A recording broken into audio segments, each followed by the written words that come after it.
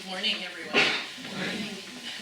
My name is Carrie Scher, and I'm a freelance editor and a book festival volunteer today.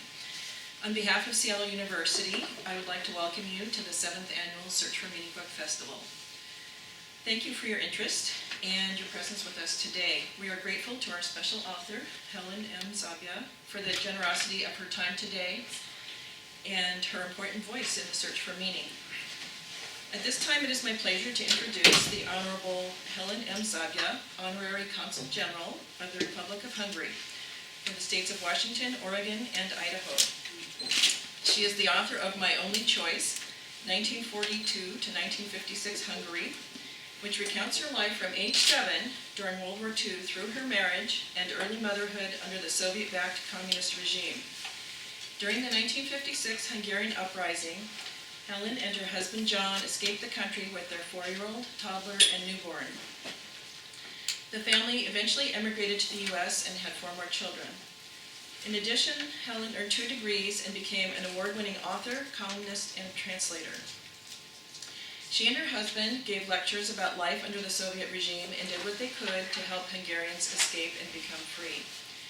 In 2005, the two received the Presidential Order of Merit of Hungary shortly before John's death. And in 2011, Helen received the Spirit of Liberty Award. And the small pin on her lapel is a small representation of that award. In her work as the Honorary Consul General and with various community groups, she promotes cultural and trade exchanges between Hungary and the U.S. Her extended family now includes 16 grandchildren and 5 great-grandchildren. We will have some time for questions and answers at the end of her presentation, so we'll probably stop about 9:40, 9:45 for that. So please help me welcome Helen. Thank you very much. Now, can you hear me better this way or when I just talk like this? That's fine. Like this? No? You don't have to talk like that? You think it's better? He needs it for the camera. Yeah. Oh, Thank you. Okay. So I'm going to start by reading a little part of the book. Very little. Thumps of heavy boots echoed through the staircase as the secret policeman pushed Mother down the stairs. She kept turning back. Her eyes searched mine. Our eyes locked and I felt her plea in my heart. You will take care of them, won't you? As her last desperate look reached me, my whole being answered, you can trust me. I thought I saw her body relax as she suddenly changed her pace and hurried beside the thumping boots. The police car door closed behind her. I stood dumbfounded for a minute while my 2 sisters tugged at my sleeves.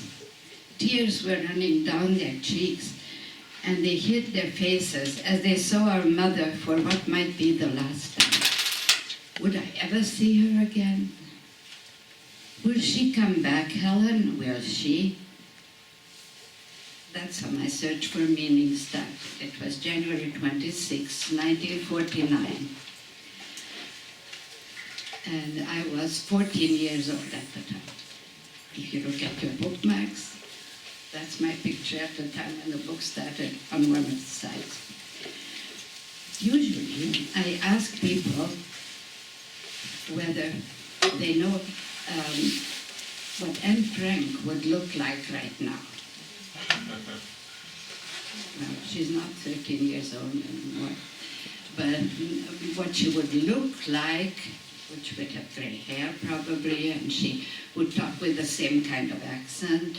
And if she would have lived in Hungary and would have survived the Nazis, then she would have gone through the same kind of experiences that I went through, and that all those people went through who tried extreme right and extreme left. Whether they were Jewish or not, it didn't matter. Because extreme right and extreme left are equally horrific. Now, Hungary is a small country right in the middle of Europe. And After the First World War, 2/3 of Hungary was taken away with half the population. So Hungary is the only country in the world that actually is surrounded by itself, its former self. So the country now is half the size of Washington State and with twice the population. We are not related to anybody. That is a difficult thing to do when there are only 10 million of you. And on one side, there are the Germanic people, like Germans, Austrians. On the other side, the Slavonic people, like the Russians and Ukrainians. And Hungary is a nice big plain. So all of these people love to fight on Hungarian soil because it's a nice battlefield. Now there is that Chinese curse that tells you that you should live in interesting times. Now that is sometimes sad, sometimes joyful, sometimes funny, but it's never boring. There is always something happening if you live in interesting times. When my husband and I first met, I was 14 and he was 24. He already had his PhD, he worked at the university and the factory, and here I was the little girl, and we were dancing and talking and dancing and talking, and we discovered that what we liked, both of us, was travel, doing the impossible, and outwit them. Now, who is them? Them was the enemy of all different times. So them was the Nazis, them was the communists, and everybody else was we. So if I say by any chance we and them, then that's what that means. Because I sometimes forget to say communists or Nazis because to us, them was so natural, nobody even questioned who the them was. So during the Second World War, we were on the German side. But why? That was because we knew what the Soviets were like from the Russian refugees, and because in 1919 we already had communism for 90 days, and then we said never again. So we knew that was horrible, but we didn't know the Nazis yet. Besides, almost everybody spoke German in Hungary because of the Austro-Hungarian monarchy. So we were on their side. But despite that fact, they ran over the country twice. Once on March 19th and once on October 15th. When they ran over on October 15th, that was the end. I mean, the governor was arrested and they put in a puppet government because the governor wanted to let the Soviets march across the country so that we should avoid that battlefield that we were always subjected to be in the battlefield. Because of that now, we had a 51-day siege. Now, during that time, there was no water, no food, no electricity, no telephone, but thank God there was snow. Because you can eat snow, you can drink snow, you can wash something in snow, but you didn't really take any baths during the war because they are shooting outside, so you can't go out for a leisurely amount of time to get that snow. Therefore, it was, you know, when you drink water that was boiled to death, it doesn't quench your thirst really. It's very weird. But, you know, and then during the war, what was good for us during that siege, that my father was a medical doctor. Now, our family had a chain of drugstores, a factory, and my grandfather, he developed a lot of products that was sold in every drugstore and every, well, department store or whatever you want to call it. They were selling it everywhere, even in Slovakia and Romania, because it was a well-known brand. And everybody knew us in the world who was in the industry. And all of that happened because my grandfather developed it. So we had this. But my father was a doctor, but he did not practice. However, during the war, he didn't have any instruments at home, not much, a few.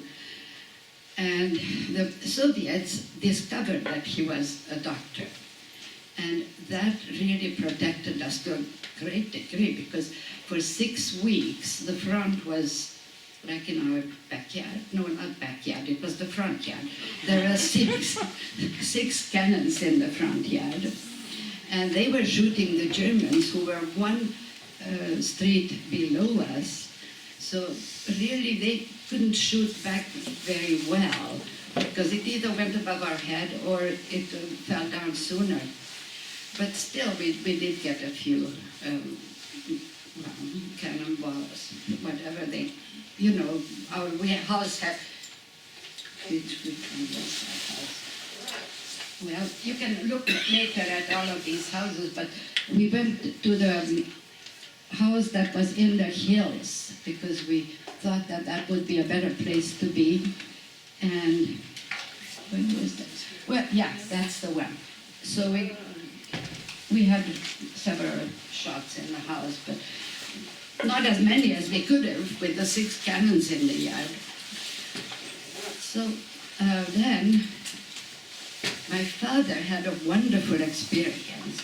And you know, for search for meaning, this is an important thing that happened to him at the time. Would you like to use the microphone? Or I think it's okay because I have this. When I gave my first talk about this book, then Steve was holding the microphone because there was nothing I had to hold the book to. Okay. So we knew that something wonderful must have happened, because Father came home and he started telling us this story. There was a woman who was a gardener's wife, and she was 9 months pregnant.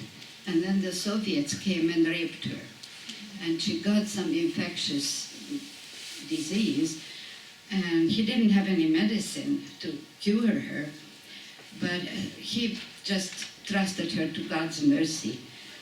And then he was scraping, you know, the snow with his boots, and he noticed that there was an orange box down there in the snow.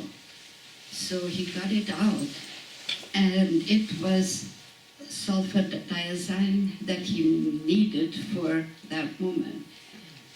And so he gave the woman the medicine, and she had, in a few days, she had a beautiful baby who would never have to know what happened.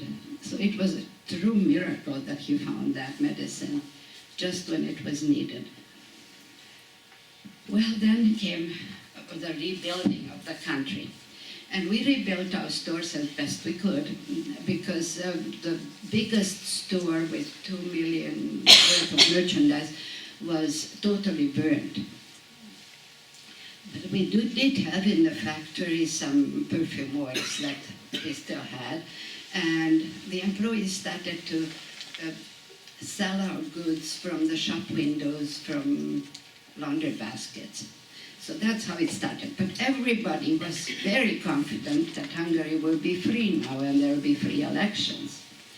So the free elections came and went, and the communists got 17% of the vote.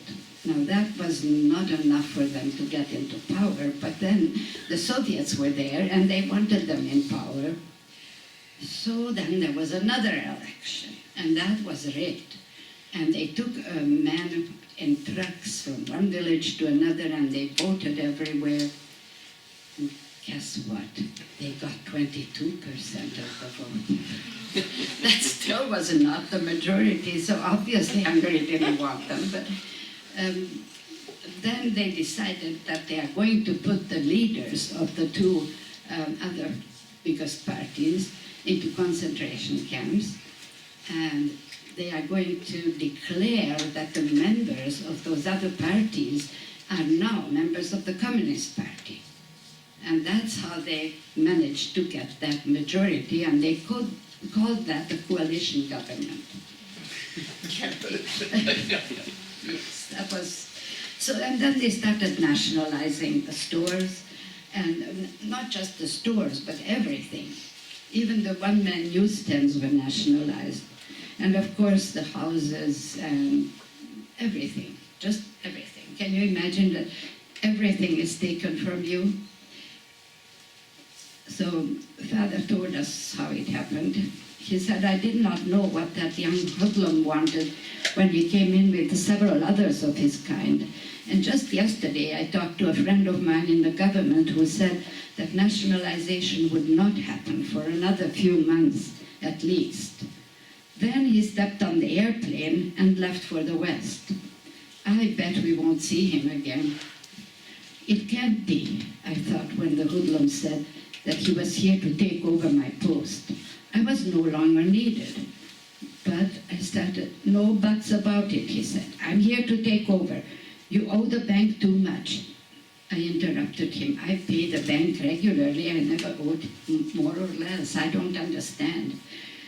He retorted, there is nothing to understand. You owe us enough. I take over the business in the name of the Democratic People's Republic. Give me the keys to your car. I'll ride in it from now on. He took the car too, Mother asked. Yes, and he said, by the way, from now on, I don't want to see you even near the store. Don't come here to buy soap. Your employees are freed from your tyranny. They no longer have to serve you or even help you if you want to buy something. Go. So I came home. And that's what nationalization was like for a little while. But they figured out that these people might disappear because my father did. A week after that, the police, whom we paid, told us that they are going to arrest him next day. So that's when he left. And after that happened, what I started my talk, and here is what happened afterwards. My recollections were over. This was the story of my life until today, January 26, 1949. Here I was alone with grandmother, who was practically unconscious. She was dying of cancer. Grandfather, who forgot even the day of the week, and two little sisters, while the secret policeman shoved Mother down the stairs. And I had to go back to school to sing the praises of the Communist Party.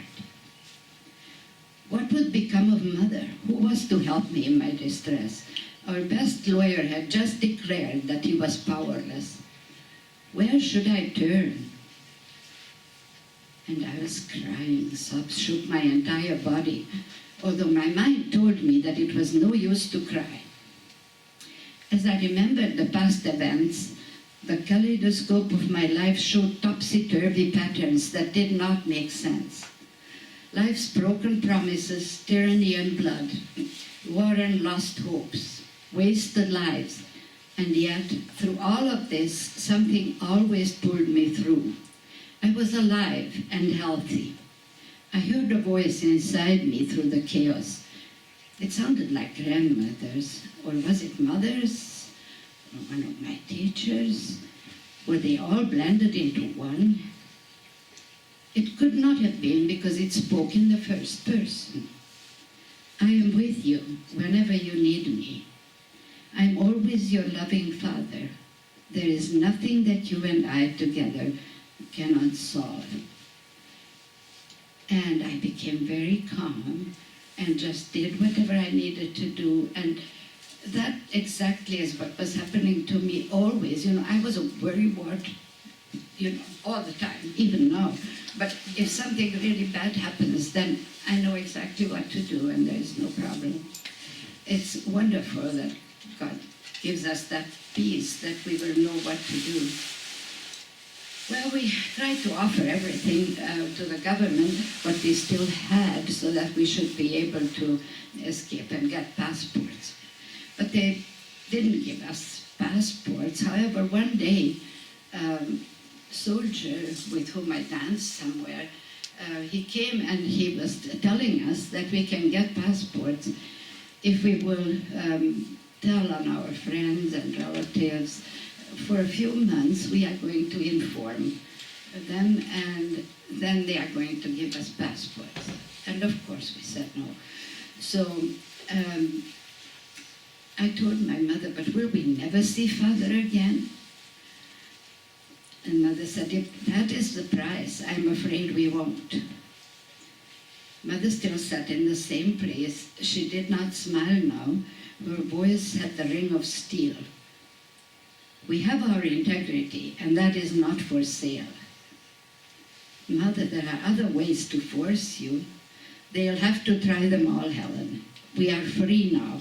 That is strange to say when you and I have finally realized that we are at the mercy of our enemies, yet spiritually we are free.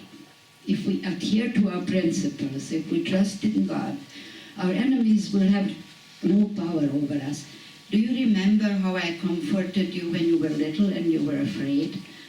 If God is for us, who can be against us? We are free, Helen, as long as we follow our conscience. There is no peace of mind in betrayal, not even by gaining the whole world. So we did not do anything like that, but pretty soon they started to deport the capitalists. Now, here in the room, there are a lot of insects. I think we should get some person who can kill all those insects, because all of us are considered to be insects according to Lenin and according to Marxism. So insects are all of the people who worked in the police or in the military before, or ministries, Department of State, wherever. Then they went further, and it was the teachers of English and history, and then priests, of course, and also people who sang in the church choir. So I guess we all qualify in this room to be insects. So the insects were being deported. And of course we wanted to figure out how not to be deported. 7 years before that, the Jewish people were deported, and they were putting them in sealed boxcars, taking them towards the border, and this is exactly what was happening now. On Monday, Wednesday, and Friday, they came, and you got like 4 o'clock in the morning when you're nice and asleep, and then they would wake you up and give you an order that within 24 hours they are going to come and pick you up. And what you can take with you is going to be yours, and the rest will not be yours. It will be the next person who gets the apartment. Now they did that for several reasons. One of them was that, see what it looks like? This is what Budapest looked like after the war. And my husband, well, who was not my husband yet, but he was an engineering student. When he started, there were 400 in the class. When they graduated, 7 of them finished on time. That's how much they needed engineers, and the same was with medical doctors, because there was a war going on. Therefore, we noticed with my mother that those people who were married to an engineer or a medical doctor, they were not deported. So now, that was like a movie, a very adventurous movie, and we played the lead, except there was no script. So we had to make it up as we were going.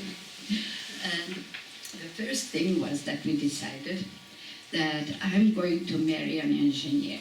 Well, by that time, I was not 14, but 16. And with 16, you can get married with parental permission, which of course was given immediately, as it was our idea in the first place. And I was lucky enough that my husband happened to ask me to marry him. But it was not that simple, because he came one afternoon, and then his friend got married the day before, and he was the witness.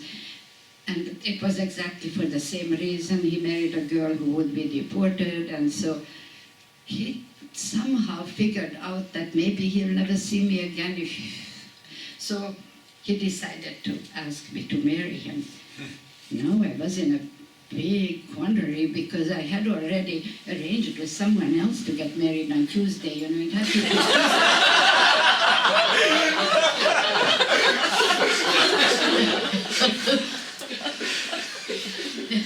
so it was like Tuesday, Thursday, Tuesday, Thursday, Saturday when you could get married. So he asked me on Saturday.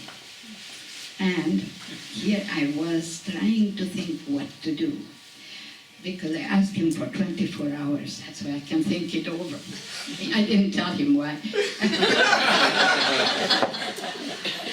So my thoughts took so many shapes. What was I to do? Lilac-filled evenings with Alec and that first kiss. Dancing with John, the shared worries and work with Alec, the first conversations and others that followed with John. I was going to work all summer with Alec, but he was reluctant to get into a marriage so soon, and also because we were second cousins. And he was right.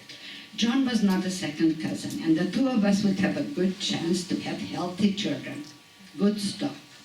Since when did I care so much about children? I even surprised myself. John was an excellent provider. He had great potential, even in the communist world. He made more money than his contemporaries and had better chances for promotion. Alec had bright ideas, but would he be able to pursue them? Were they only dreams? Was the difference merely the 3 years? I recalled Uncle Ferry's high praise of John, his colleague with a bright future.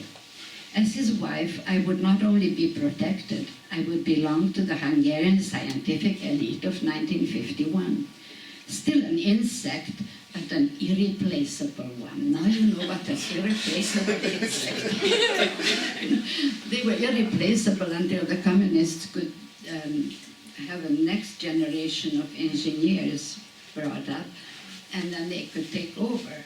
And then they had the show trials for the old people who were insects. Like for Cardinal Mindszenty, that was also a show trial. They fed them with truth serum, and then that made them say whatever they wanted them to say. And at the same time, they didn't remember anything. So gradually, I realized that John's question was a dream come true. He was the best one for me to marry. I will take John for the time being. We'll get married by a notary, and then I'll have a little more time to decide. We have to do that anyway, according to Hungarian law, and church weddings cannot take place without a civil ceremony first. To me, the civil ceremony does not count, and I know it does not mean anything to John either. I felt happy now that I made the decision and gathered my books to study for the finals next week. I was going to finish 11th grade. So then when we got married in 49 hours, and 3 months later we got engaged, and 4 months later we really got married. And then came Helen. I was 18 when she was born. That's my oldest daughter in the back row. That's why I'm saying that.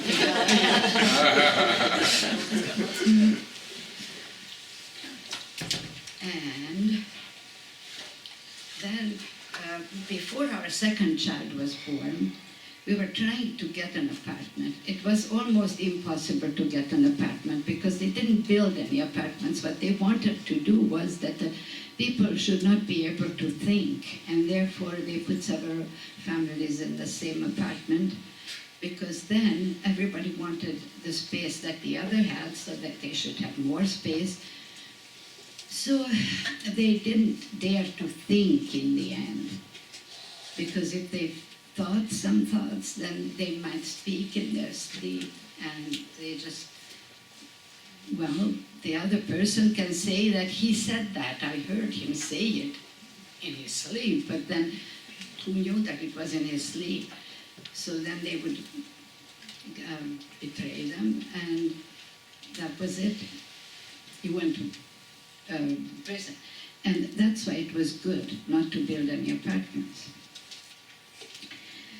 So finally, we managed to get a sublet for $1,000 at the time when my husband in 2 jobs made $100 a month. So it was a lot of money. But somehow we managed to get, but like I said, a sublet. They wouldn't let us have it as renters. So we had our son then, and then we were expecting another baby, and that is when the uprising started. Now, I don't know how much you know about the Hungarian uprising, but it started October 23rd, and it wasn't a real uprising. We were just going in a peaceful march, and all the students came under their own flags, the Vietnamese, the Korean, the Russians, Ukrainians, everybody came under their own flag to show that they all wanted the same thing. And what were those things? They were the Bill of Rights, what you take for granted here, and some little things like the smallest pension should be more than $16 a month. And nowadays we are talking about people who live on $1 a day. $16 a month is less than that. And also that we should be able to study other languages besides Russian as a second language. Now, these points were very, very important for us, and we were so happy, and everybody felt so united. I wish Hungary would be as united now, you know, because then everybody just wanted one thing: the Soviets should leave. They should have left in 1955 when the Austrian Peace Treaty was signed. After that, 90 days after that, they should have left, but they didn't. And so that is something that we also wanted, that they should be communist enough, good Marxists, and if they promised something, they should do it, like leave the country. But they didn't. And so then the fighting started at the radio building where they went in with the poems and wanted to read them, but they never read the poems, and the shooting started. They were shooting at the people in front of the radio station. Can you imagine a street? There is 2 lanes, and on 2 sides there are 5-story buildings. And in there is trying to get a whole crowd of 250,000 people. So they just started to shoot from the rooftops and from the windows. They started to shoot into the people. And that's how it started, really. And then the fight went on for several days, and then suddenly we became victorious. It was almost impossible, but a lot of the Soviet troops who were stationed in Hungary were on our side, and that's why it was kind of possible. And they decided to leave, and we had a new government, totally legally. The other government handed over power, and Imre Nagy was the prime minister. He got us out of the Warsaw Pact. He wanted Hungary to be neutral. He asked the United Nations to help us in doing that. And you can't believe in 4 days we had 28 newspapers that people started. And everybody was preparing for the free elections, the parties, everything. So then, on November 4th, the Soviets came back. And then they were really, really mad, and they really wanted to destroy everything. But very interesting was happening. They were brainwashed while they were coming in the sealed boxcars that they are going to fight the Americans at the Suez Canal, because that's exactly when the Suez Crisis was. So they thought that the Danube was the Suez Canal and that they are fighting the Americans. And in one square, all of them were in Soviet uniforms because they were shooting each other. The ones who were already in Hungary and knew what it was all about, and they wanted the same thing for their country, and the new ones who came there fighting the Americans. So it was really crazy. Well, with that, the revolution was over, so we decided that we had to escape. We already had our Canadian visas since 1951, but we had to put them behind a wall because otherwise they would have arrested us. So our escape, you can read in the book.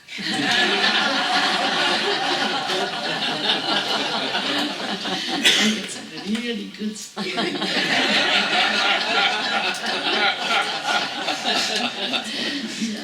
We left with a 4-year-old who is in the back row there, and a 2.5-year-old, and a 10-day-old, but we were captured twice. And, well, of course, the 10-day-old was born during the revolution. And when we were captured, we were taken back, and on the 3rd trip we managed to get out. And we both wrote down our stories. There is a book called 56 Stories. And my daughter's story is right there too, because she remembers quite a lot about even though she was only 4, but she really experienced it, what happened. So I really would like to let you know that extreme right and extreme left are horrible. Now the extreme right are the Nazis, the extreme left are the communists. And we should do everything in our power to prevent them from coming back. When you lose everything, the only things that remain are your love for one another, your knowledge, and your memories. We didn't bring those pictures with us. And your only security is God, whose ways are not our ways, and whose thoughts are not our thoughts. But what an awesome, awesome security that is. That if God is with you, who can be against you? Now, if you are old enough, then if you read my book, then you can relive your young years. And if you are young, then you can experience and figure out what it was like to enjoy life under dictatorships. So you have to do everything not to let it return, and therefore the best and the least painful way is to learn from those who can say it, that I lived it, it happened to me. Thank you.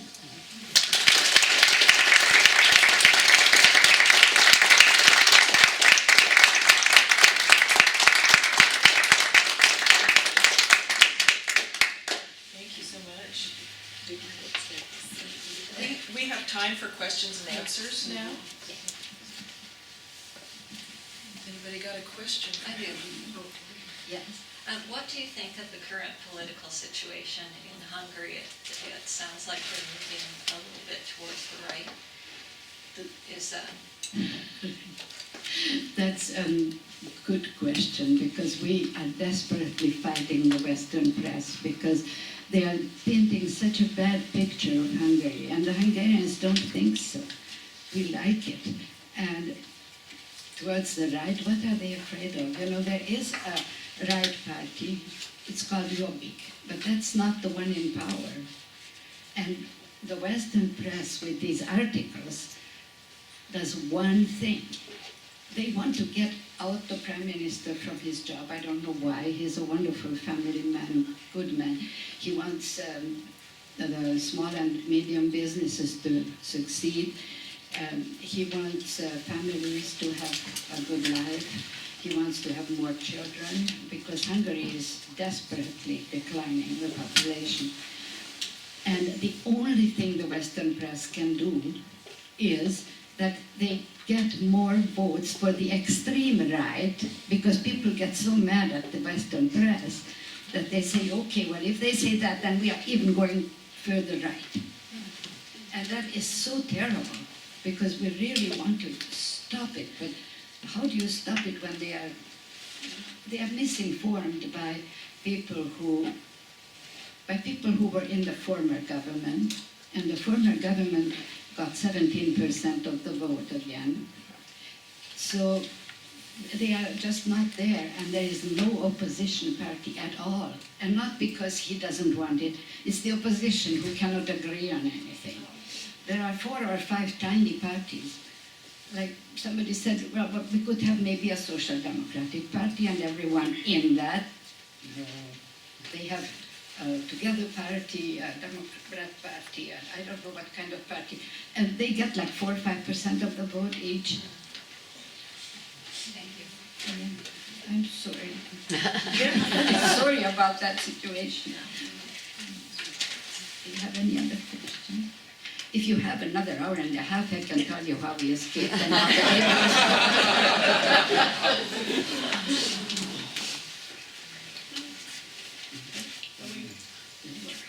Do you have anything else you'd like to share in the next 15 minutes? Well, do you want to hear pictures? Yes. Yeah. Yes. Or you want to talk Maybe about talk about the pictures? What? Talk about the pictures? Pictures, yeah, Maybe a the little bit. pictures. These are all the pictures from the book. So, oh boy, well, where should I start? Now this is our marriage. My husband and I got married by the Bishop of Budapest. This happened after, of course, after we got married with the notary. But it happened in the cathedral, in a big cathedral in the Belvárosi Temple. And it was totally secret. It was after 9 o'clock, and it wasn't going to be written into the parish books or anything, because, of course, you were not supposed to have that wedding. So I did tell my very best friends, because they were the bridesmaids, but not at the church. They were bridesmaids afterwards at the party, and they put on their mother's old wedding, not wedding, but all kinds of long gowns, whatever they had of the mothers. And so we are going into that church, and the church was so full that you can't imagine. There were 4,000 or 5,000 people there. Yeah, and nobody knew about it. And that was my mother's and father's wedding. That was the wedding of the year that year, because, well, this is Brussels lace, that veil. And that's the one I had on too, and several of my children. And then that's my grandmother and my mother. These are the passport photos of my parents. Then these are one set of my grandparents. And let's see where. Now that is my mother when she was working as an assistant electric service. That was also during that time when they were trying to get rid of the insects. This was the house where we were during the siege, but it was rebuilt in a different way because obviously they took that one too. Now my husband, this is his picture when he was 2, and they lived in a beautiful house. I don't know if we have that house here, no.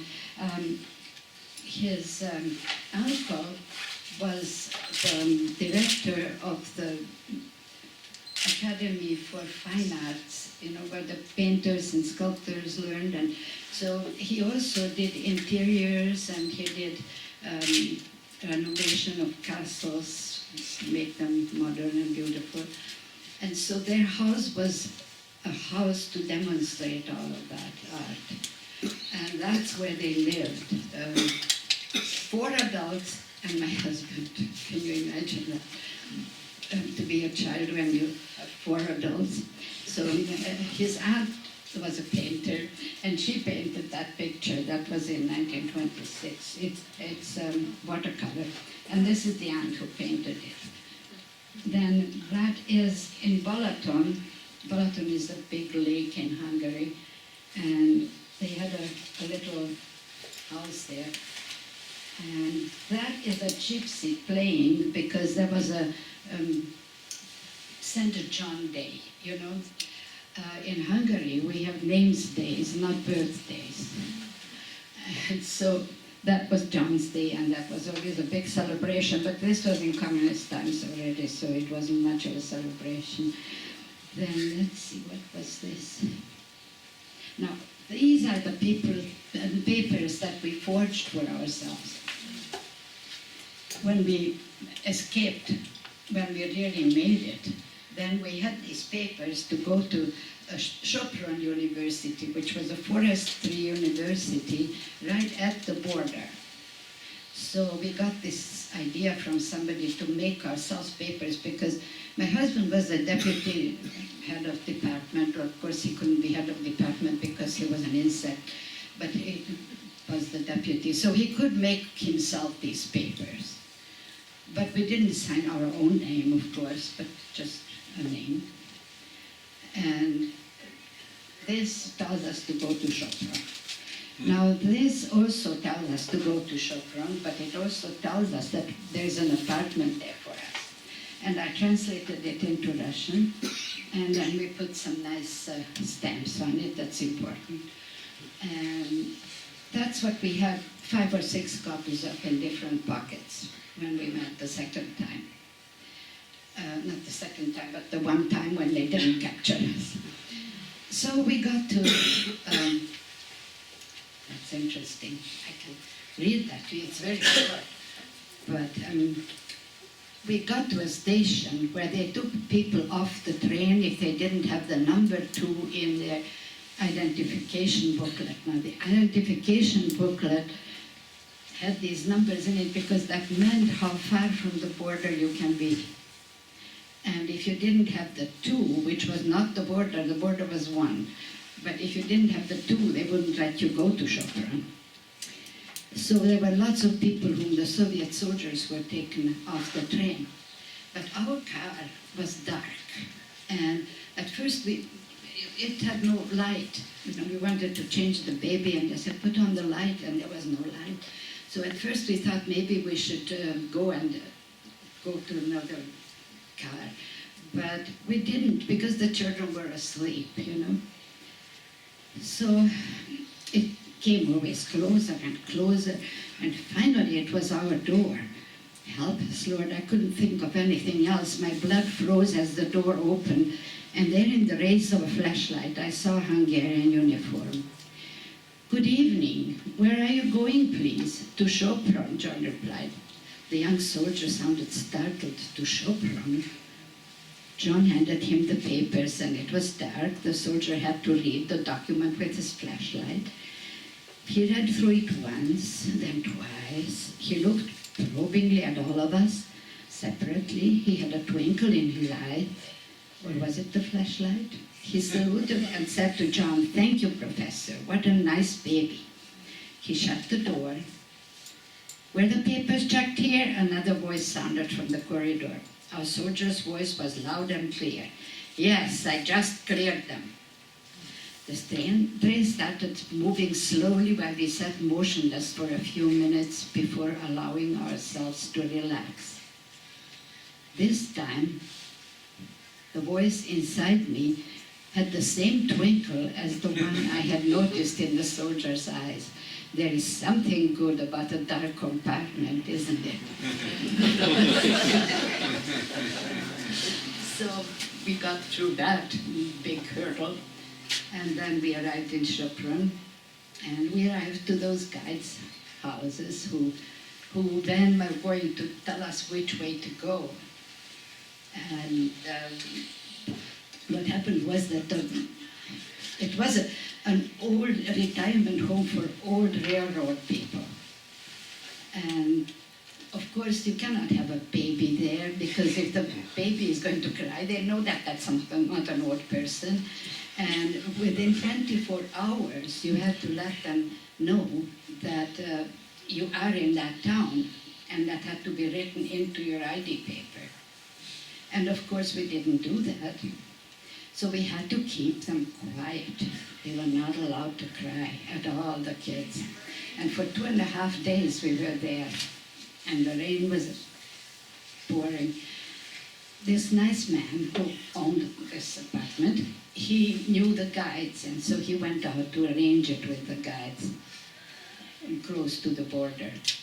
And then on December 8th, which is the day of the Immaculate Feast of the Immaculate Conception, the rain stopped, and we went out and we started walking and walking and walking, and he was showing us the way. Now the kids, the 4-year-old walked almost all the way. In the end, somebody picked you up, yeah. And the others, well, the 2.5-year-old walked a few kilometers, and after that, we put him in a knapsack and we gave him some sleeping pills. And he remembers that he was really afraid. And the baby was in the basket, and I had a knapsack with 6 diapers. And that was all we had. And so then we went and went and went towards the border. Then suddenly some guys jumped out of the bushes. They had leather coats on, and that was usually a communist who had leather coats. Then we went to the guide's house. Now the guide went down to the tavern to talk to the soldiers who were the guards. And of course they couldn't tell him anything else but that when they are going to have the changing of the guard and where that is going to be. Because then everybody had to be there. So if there was a supervisor, that had to be there too. So the guides knew where the place was that was the farthest away from that spot. And that was where we had to cross the border. So then he came back and he said, now we have to leave. And we started to go. It was dark. There was no moon, there were stars. So it was ideal for walking, but not that ideal because I almost fell down. The vineyards were in terraces, and they had these pores poking. And if you fall into it, then that kind of kills you. So, and my husband was really afraid. I didn't know what was happening. I just knew that I was sliding somehow. And I wanted to stop, but I didn't know how. And my coat got caught on that barbed wire that was there. And that's how I was saved from falling down there. And he couldn't bend down because then the 2-year-old would have fallen out of the knapsack. But the guides, they pulled me up. So then we went further, and we had to go really fast, and it was very muddy, and it was pretty terrible. And then the guides, one of them said, well, there are those pear trees, and 300 feet behind the pear trees, that's where the border is. And we thought, oh, we have seen the border before, and then they captured us, so we really have to hurry, we have to do something to get there. And I fell several times, I was only 3 weeks, by that time it was 3 weeks after giving birth. But so my husband always tells the story that he finally arrived in Austria.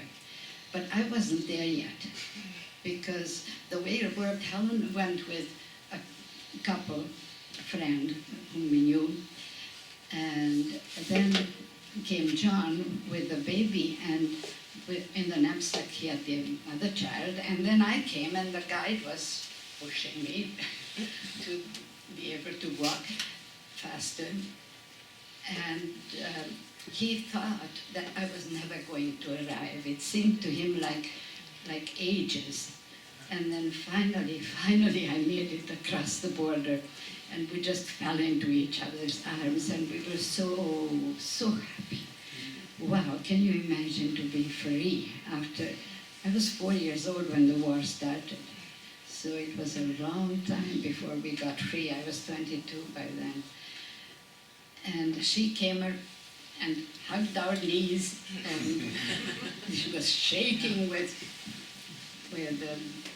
fright or happiness, or she didn't know what it was, but she was crying too. Thank you, we just finished. Yes.